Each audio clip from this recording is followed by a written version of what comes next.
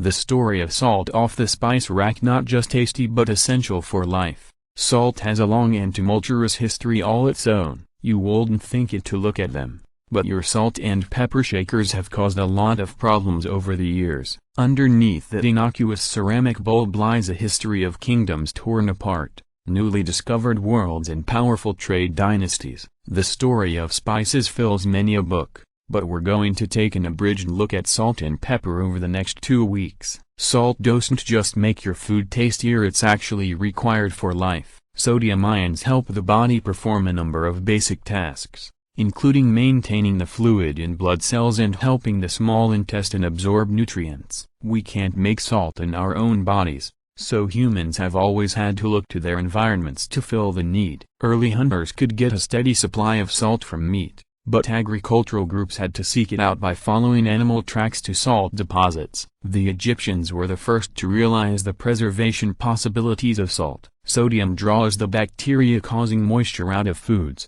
drying them and making it possible to store meat without refrigeration for extended periods of time.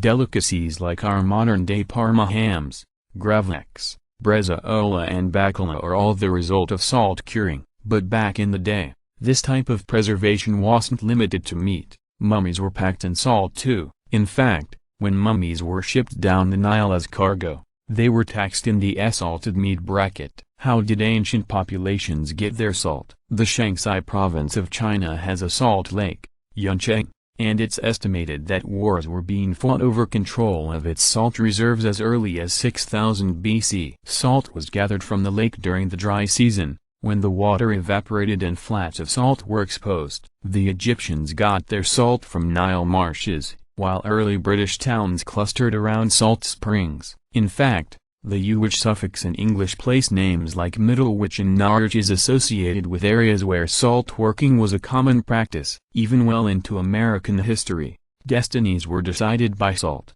During the Civil War, salt was a precious commodity, used not only for eating but for tanning leather, dyeing clothes and preserving troop rations. Confederate President Jefferson Davis even offered a military service waiver to anyone willing to work on salt production on the coast. The ocean was the only reliable source of salt for the South, since inland production facilities were so valued they became early targets of Union attacks. Consider this rich history next time you season your food, and stay tuned for the tale of salt's sibling pepper next week.